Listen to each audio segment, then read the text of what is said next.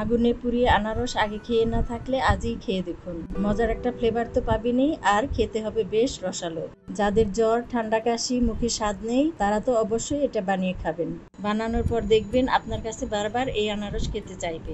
প্রথমে গ্যাসের চুলা জ্বালিয়ে উপরে এরকম একটা গ্রিল স্ট্যান্ড বসিয়ে একটা আনারস নিয়ে এভাবে পোড়াতে হবে।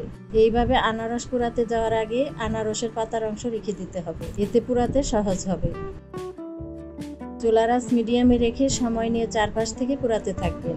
একদম আমরা যে বেগুন পোড়াই সেভাবে পোড়াতে হবে। একদম ফ্রেশ আনারস দিয়ে বানালে বেশি মজা পাবেন, বেশি পাকা হলে খেতে ভালো লাগবে না।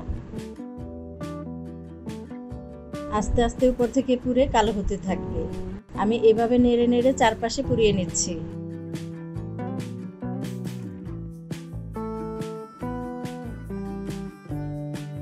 আস্তে আস্তে যখন উপরে এরকম পুড়ে আসবে দেখবেন আনারস থেকে খুব সুন্দর একটা গন্ধ বের হবে, মনে হবে এখনই খেয়ে ফেলি।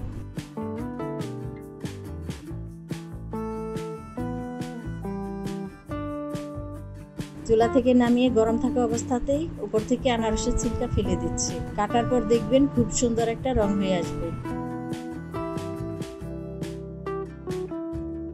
এইভাবে পোড়ালে আনারস থেকে অনেক রস হয়, যা খেতেও লাগে মজার।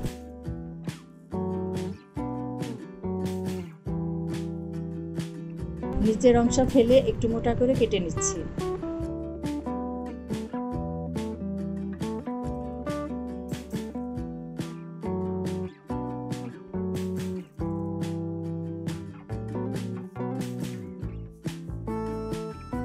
কেটে নেওয়ার পর একটা প্লেটে নিয়ে দিচ্ছি বেশি করে চাট মশলা।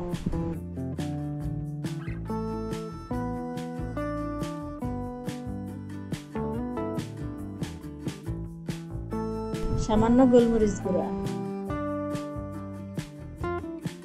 লাল মরিচ গুঁড়া,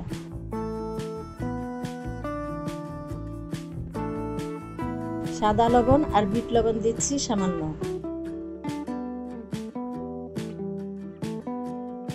সব মশলা অল্প পরিমাণে দিয়ে হাত দিয়ে এভাবে মাখিয়ে নিচ্ছি। দুই পাশে হালকা করে মাখিয়ে নিতে হবে।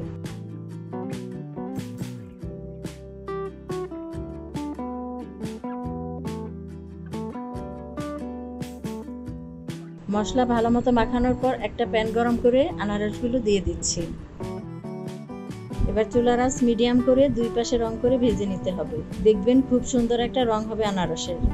মুখের স্বাদ যাদের চলে গেছে তারা এই আনারসের এক পিস খেলেই দেখবেন বাকি সবগুলো পিস খেতে চাইবে।